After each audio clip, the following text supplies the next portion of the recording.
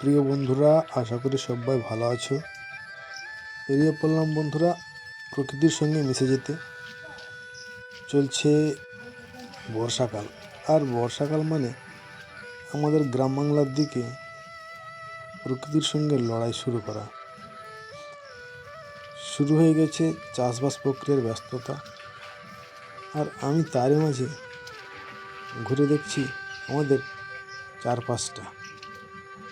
আমাদের এই চারপাশে বর্ষাকালে অনেক রকম ফলমূল আশেপাশে হয়ে থাকে, তো সেগুলো ঘুরে দেখছি। ওই দূরে দেখছি একটা জামরুল গাছে বেশ কয়েকখানা জামরুল সুন্দরভাবে ধরে আছে। আমি তার নিচ থেকে এগিয়ে চললাম। তার মাঝে কয়েকটা পেড়ে কামড়ও শুরু করলাম। দারুণ মজা, সত্যি ফলগুলো সুস্বাদু রসে ভরা। আর জামরুলগুলো খেতে খেতে সামনের দিকে এগিয়ে গেলাম। আর রাস্তার মধ্যে কত ছোট বড় আগাছা বৃষ্টির মধ্যে ঝেঁপে রাস্তার মধ্যেই শুয়ে আছে, তো আমি সেগুলো পরিষ্কারও করতে থাকলাম।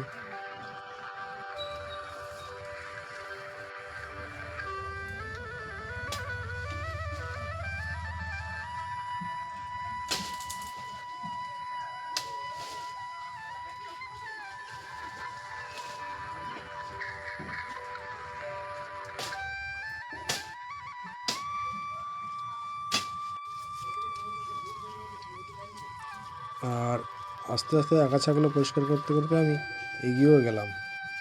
গিয়ে সামনে দেখি একটা পেয়ারা গাছের মধ্যে বেশ কয়েকটা পেয়ারা একদম পেকে হলুদ হয়ে আছে।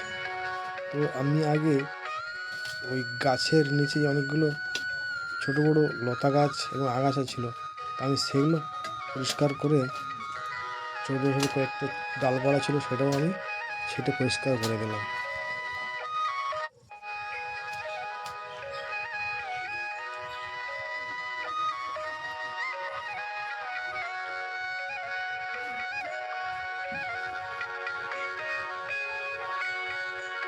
বন্ধুরা, আর পাকা ফলগুলো দেখে না তুলে থাকতে পারলাম না। আর আমি পেয়ারাগুলো তুলে পরিষ্কার করে মাঝখান থেকে হাতটা কেটে খাওয়ার জন্য মুখেও পুরে দিলাম। পেয়ারাগুলো চিবোতে চিবোতে আমি সামনের দিকে এগোতে থাকলাম। বন্ধুরা, এখন তো বর্ষাকাল, তাই পেয়ারাগুলো মিষ্টি একটু কম, কিন্তু বন্ধুরা পেয়ারাগুলো একদম রাসায়নিকবিহীন, নির্ভেজাল, যেগুলো মানে এর মধ্যে কোনো রাসায়নিক বা কোনো কীটনাশক নেই, একদম নির্ভেজাল ফল। তো কোনো অসুবিধা নেই, মিষ্টি কম হলেও ঠিক আছে, কিন্তু একদম নির্ভেজাল ফল। তো আমি আরও একটু সামনে এগিয়ে যেতে দেখি একটা ড্রাগন গাছে একটা ড্রাগন ফল একদম পেকে লাল হয়ে আছে। ওই ফলের মধ্যে বেশ কয়েকটা পিঁমড়ে ধরে আছে। ফলটা একদম পেকে সেন্ট বেরোচ্ছে, কিন্তু ফলটা একটু বাকি আছে, কিন্তু পিঁমড়ে লেগে গেছে। তো বন্ধুরা, আজকে এতটুকু। আকাশ থেকে ঝিমঝিম করে বৃষ্টি পড়ছে, ঘরে ফিরে যাব। বন্ধুরা, সবাই ভালো থাকবে, সুস্থ থাকবে।